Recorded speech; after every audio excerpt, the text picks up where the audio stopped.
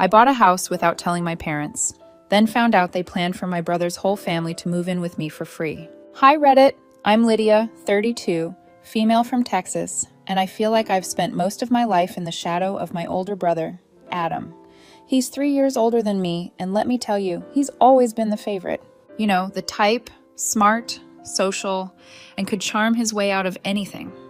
Meanwhile, I've been the responsible one, which apparently is just code for the one who gets to do all the work and gets none of the credit.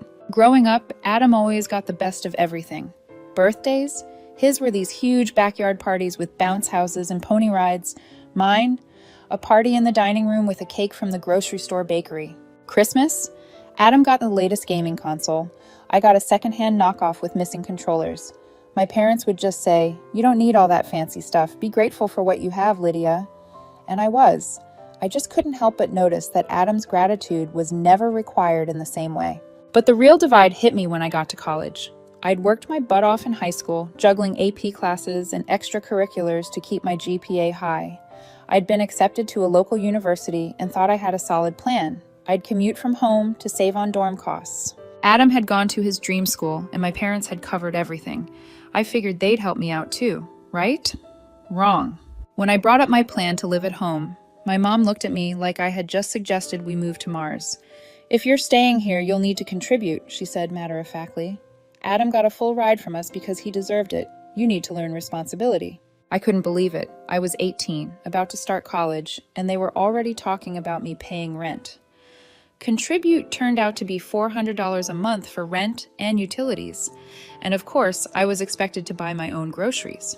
That doesn't sound like much until you're a broke college freshman working part-time at a bookstore for $9 an hour. I tried to argue. I reminded them how they covered everything for Adam, how he never had to worry about money in school. Mom just shrugged. "We gave Adam what he needed," she said. "You're different. You're independent. You'll figure it out." So I did. I picked up as many hours as I could at the bookstore, sometimes skipping meals to make ends meet. I'd walk past the campus coffee shop every morning, envying the students who could afford lattes and pastries. Meanwhile, I was brown bagging peanut butter and jelly sandwiches and drinking the free coffee from the bookstore break room. I don't think I bought a single textbook at full price. I got all of mine secondhand or borrowed from the library. Every month, I handed over the $400 to my parents while Adam was off at his out-of-state school, living in a shiny, new dorm that my parents had paid for. He called me once to complain about how his dorm's AC wasn't cold enough, and I just about lost it. I didn't even have AC in my car because I couldn't afford to fix it. My parents still sent Adam spending money every month. I overheard Mom once on the phone saying, "We don't want him to struggle. College is hard enough." I stood there in the kitchen holding my $1 ramen noodles, wondering why none of that compassion ever extended to me. To make things worse, my parents constantly praised Adam for his achievements. He got a 3.2 GPA in his communications program, and they threw him a huge graduation party with a catered buffet and a DJ. When I graduated with the 3.9 and a degree in computer science, we had a quiet dinner at home. Mom made lasagna and said, "Well, we don't want to make a fuss." Looking back, I think what hurt the most wasn't the lack of financial help. It was the clear message that I didn't matter as much. Adam was always framed as the star, the one with potential, while I was just there. Even when I succeeded, it was brushed off. "Lydia's smart. She doesn't need help," they'd say. It was like being capable was a curse. After college, I moved out as soon as I could. I found a tiny apartment near my first job and started building my life on my terms. It wasn't easy, but it felt good to finally be free from their expectations. I worked hard, lived frugally, and started saving. Meanwhile, Adam married Jessica, whom my parents adore, despite the fact that she's always between jobs. They have 3 kids now, Emily, 6, Mason, 4, and baby Zach, 2. My parents are constantly bailing them out. When their car broke down last year, my parents gave them money for a new one. When Adam complained about how stressful it was to keep up with 3 kids, Mom and Dad offered to babysit every weekend. I wish I could say it didn't bother me anymore, but it does. No matter how much I achieve on my own, it feels like I'll always be second place to Adam. That's why I don't tell my family much about my life anymore. I know they wouldn't care, not really. So, I've been keeping this pretty low-key, but I recently decided it was time to start looking for a house. I've been renting this tiny apartment for years, paying way too much for what's basically a glorified shoebox, and I've been saving for what feels like forever. I finally hit the point where I was like, you know what? I deserve this. Now here's the thing. I didn't tell my family, not because it's some huge secret, but because they can't just be happy for anyone. Everything turns into a group project with them. If I mentioned it, I knew they'd start making it about Adam and his kids, and how whatever I get should somehow benefit them. So I figured it was easier to just keep my mouth shut until it was all said and done. Apparently that was too optimistic. I don't know how this happened, but a woman I work with, let's call her Lisa, managed to let it slip. Lisa is one of those people who's always in everyone's business, and I guess she casually mentioned to someone that I was house hunting, that someone just happened to be Adam's neighbor. And from there, the news traveled like wildfire, the joys of small world Texas. A few days later, my mom called me. "Lydia," she said, all overly cheerful, "why didn't you tell us you're looking for a house?" I should have known better, but I played dumb. "Oh, I'm just browsing around right now, nothing serious." Well, Adam and I were talking, and we have some great ideas for you. You're going to need something big enough for everyone. You know, at least 4 bedrooms for the kids, of course. What? What kids? I don't have kids. She kept going like this was the most normal thing in the world. You'll need space for Adam's family when they visit, and for us too. Oh, and it would be great if it was close to Adam's place. I don't know why I was surprised. Somehow, she'd already turned my potential house into the solution for their problems. I mumbled something non-committal and got off the phone as fast as I could, hoping it was a one-time thing. But oh dear, it wasn't. From that day on, my mom and Adam started flooding me with house listings. I'm not exaggerating when I say it was like a part-time job for them.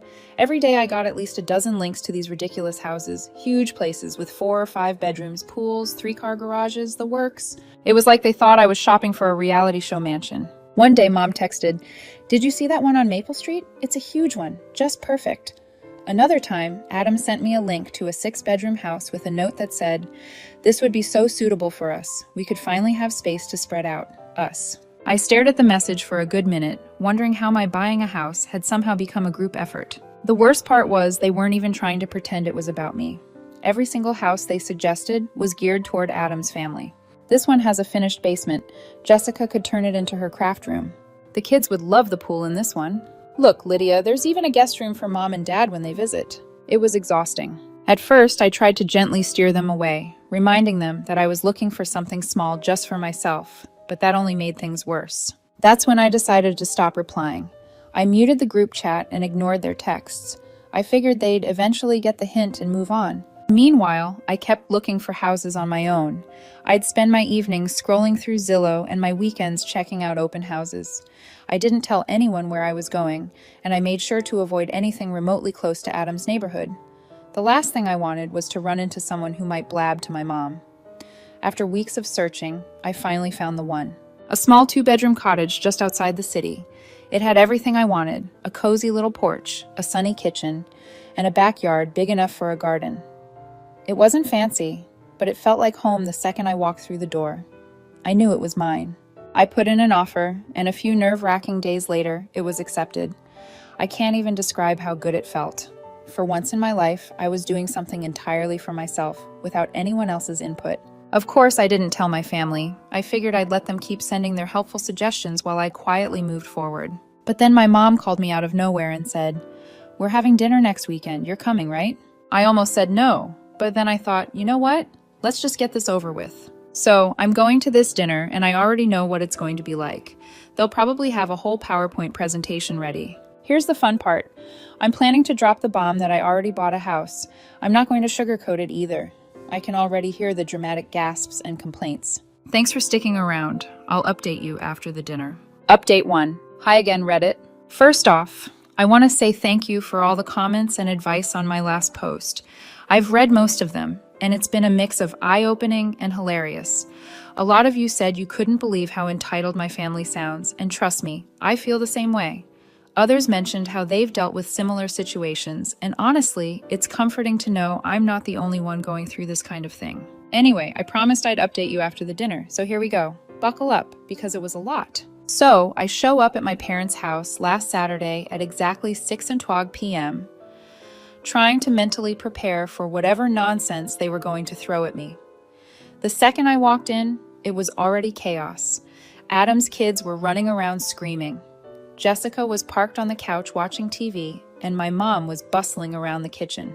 She glanced over and said, "Oh, good, you're on time for once. Off to a great start, right?" We sat down for dinner, and at first it was the usual small talk. Dad complained about gas prices. Jessica complained about how stressful it was between jobs. And Adam was whining about how hard it is to manage 3 kids. Zach keeps waking up in the middle of the night, he said, shoveling mashed potatoes onto his plate. We're just so cramped. I feel like I'm losing my mind. I knew where this was going, but I played along, nodding sympathetically while I focused on my lasagna. Then my mom cleared her throat in that way she does when she's about to make an announcement. Lydia, she said with this over-the-top smile, we've been talking, and we think we found the perfect house for you. I nearly choked on my water. Of course, they'd come armed with a plan. Oh? I said, keeping my voice as neutral as possible. Yes, Adam chimed in. It's a beautiful place, and it's only a few blocks from us. It has 5 bedrooms, a huge yard for the kids, and even a guest suite. Mom jumped in before I could respond. It's perfect for everyone. There's enough space for the kids to finally have their own rooms, and Jessica could even set up an office. Plus, it's in such a great neighborhood, close to good schools. I just stared at them, completely dumbfounded. They weren't even trying to pretend this was about me anymore. So, Adam said, smiling like this was a done deal, we can go see it tomorrow if you want. That's when I decided I'd had enough. Actually, I said, putting down my fork, I already bought a house. The room went dead silent. Even the kids stopped making noise. What? Mom said, her voice sharp. I bought a house, I repeated. It's a small 2-bedroom cottage just outside the city. It's perfect for me. For a second, I thought maybe they'd be happy for me. Then Mom's face turned red and Adam's jaw practically hit the floor. A cottage? Adam finally said, his tone dripping with disbelief. How are we supposed to fit in a cottage? You're not, I said, because it's my house. I bought it for me. Mom jumped in before Adam could respond. Lydia, how could you make such a big decision without consulting us? We've been working so hard to find the perfect place for you. No, I said, trying to keep my cool. You've been working hard to find the perfect place for Adam and his family. I didn't need your help. I knew what I wanted, and I bought it. Adam's voice got all high-pitched, like he was about to cry. But we need this, Lydia. Do you know how hard it is for us in that tiny apartment? Emily and Mason have to share a room, and Zach's crib is in our bedroom. It's not fair to the kids. I took a deep breath, trying not to snap. That's not my problem, Adam. I've worked hard to get to this point, and I'm not giving up my dream house to fix your situation. That's when Dad decided to chime in. He slammed his hand on the table and said, You're being selfish, Lydia. Family is supposed to help each other. What's wrong with you? I stood up, my heart pounding. I'm not selfish. I'm finally standing up for myself, and if that makes me the bad guy in your eyes, so be it. The room exploded into chaos. Adam was yelling. Mom was crying about how she raised me better, and Dad was ranting about how disappointed he was. Jessica had moved from the couch to the table and just sat there, shoving food into her mouth like none of this was happening. I grabbed my purse and headed for the door. Mom followed me, shouting, You can't just walk away from your family like this. I turned back and said, Watch me. Then I got in my car and drove home, shaking with a mix of anger and relief. I feel like I finally took a stand, but now I'm bracing for whatever fallout comes next. So yeah, that's where things stand. I'll let you know what happens next. Thanks again for all the support. You have no idea how much it's helped. Update 2. Hi again, Reddit. Thanks so much for all your support and comments after my last update. I wasn't expecting such an outpouring of encouragement, and honestly, it's helped me keep my sanity. A lot of you were right. I should have seen this coming. After that dinner, things escalated exactly the way I feared. So, here's the update. The first text came from Adam that night. It was just a photo of his kids sitting on their couch, surrounded by toys with the caption, Look how cramped we are. Do you think this is fair to Emily and Mason? I didn't reply. What was I supposed to say? That it was somehow my fault his apartment was messy?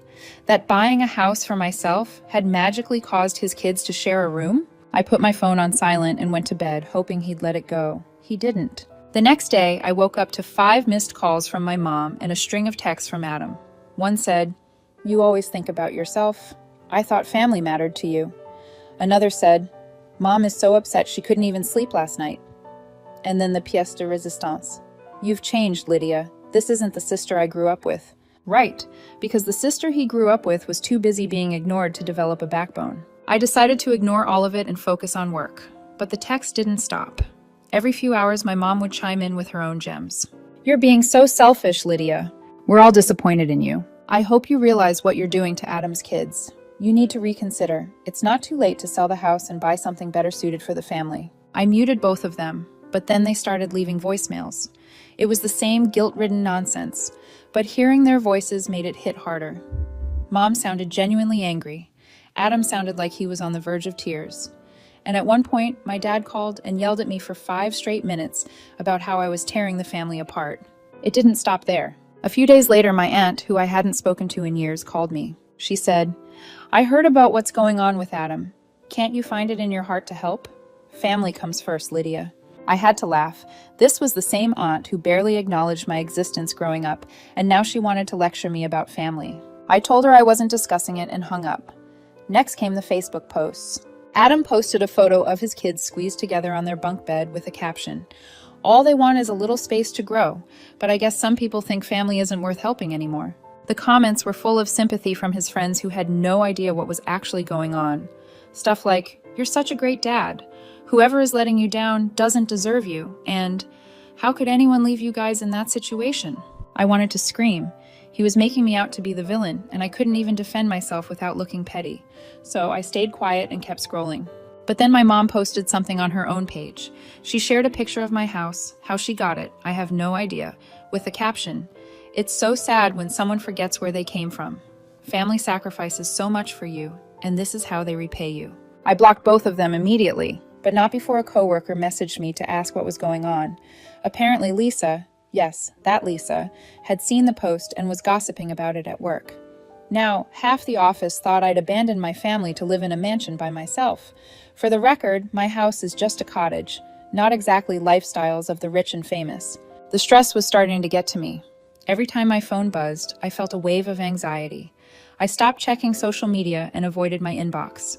Even when I was working, I couldn't focus because I was bracing myself for the next call or message. Things hit a new low when Adam showed up at my apartment one evening unannounced.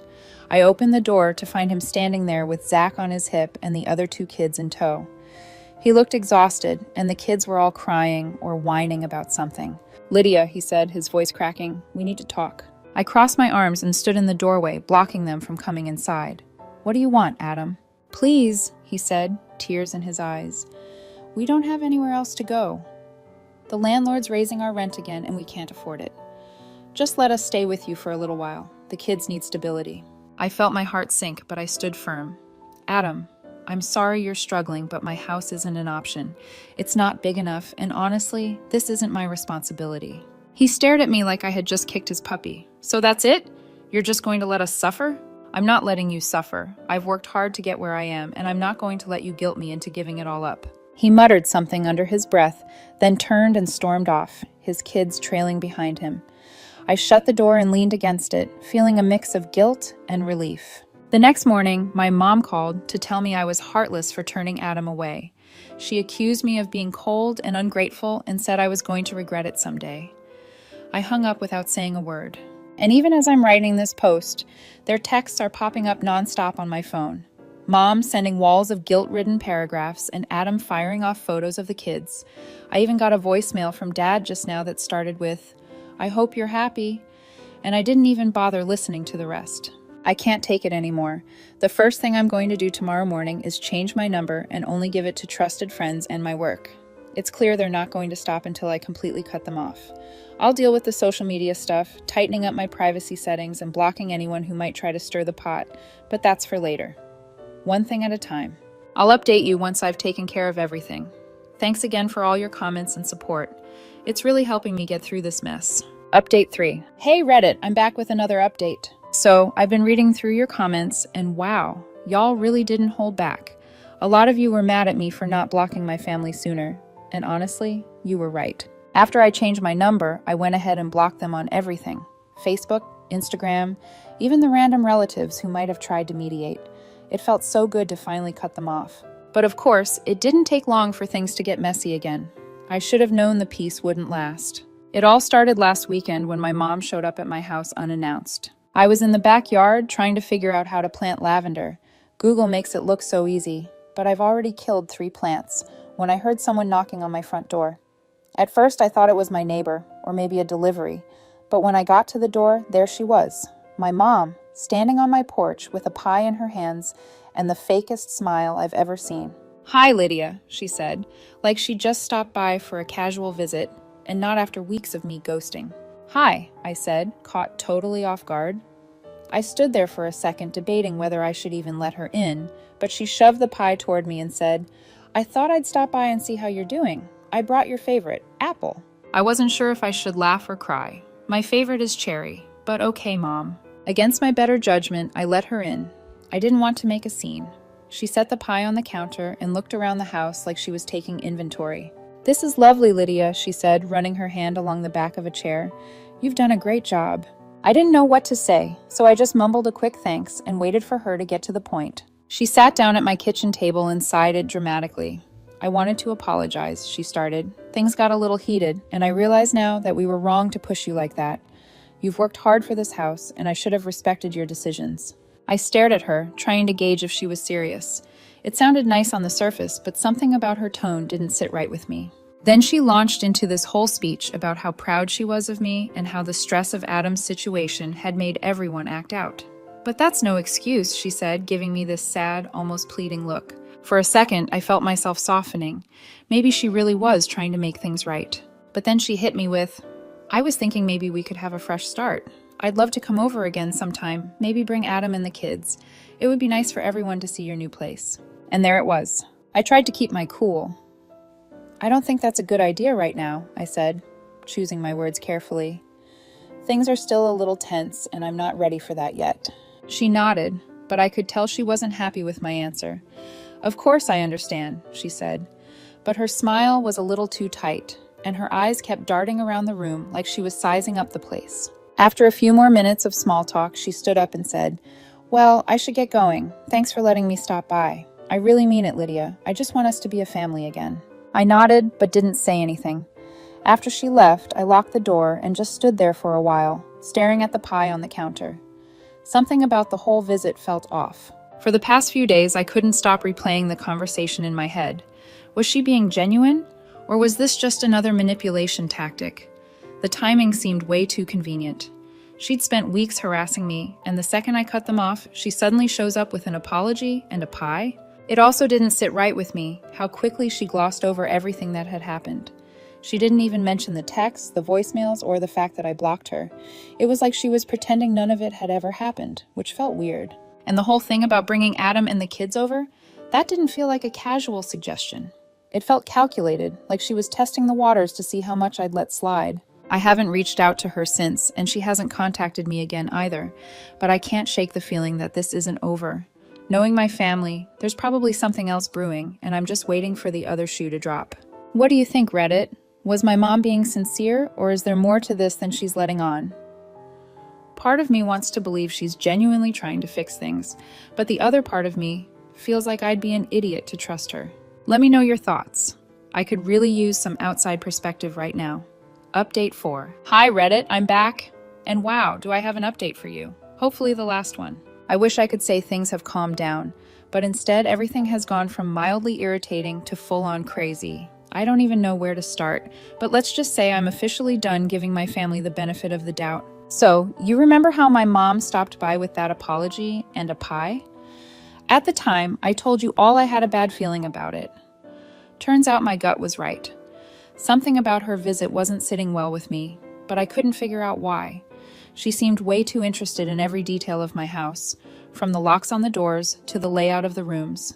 At the time, I brushed it off as her being nosy, but now I realize it was part of a bigger plan. A few days after her visit, I went about my week as usual. Work was busy, so I was mostly holed up in my new home office, focused on deadlines. I wasn't thinking much about my family. Things had been quiet since the visit, and I thought maybe they were finally backing off. Then came Saturday. I'd gone out to run errands in the morning. Just the usual stuff. Grocery shopping, a stop at Target, and picking up a package from the post office. I got home around noon, bags in hand, ready to put everything away and enjoy a quiet weekend. As I pulled into the driveway, I noticed something odd. Adam's SUV was parked right in front of my house. My heart immediately sank. I walked up to the door, fumbling with my keys, and that's when I heard voices inside. At first, I thought maybe I'd left a window open or my TV on. But as I stepped into the entryway, the realization hit me like a brick. Adam, Jessica, and the kids were in my house. The scene inside was pure chaos. Emily and Mason were sprawled out on my couch, surrounded by snacks and toys that weren't even theirs. Zach was toddling around the living room, chewing on one of my throw pillows like it was a teething ring. Jessica was in the kitchen raiding my fridge, and Adam? He was in the sunroom rearranging my furniture like he was on HGTV. "What the hell is going on?" I blurted, my voice shaking with a mix of anger and disbelief. Adam looked up completely unfazed. "Oh, hey Lydia. We figured it'd be easier to just move in while you were out." I stared at him, trying to process what he had just said. "Move in? Are you serious?"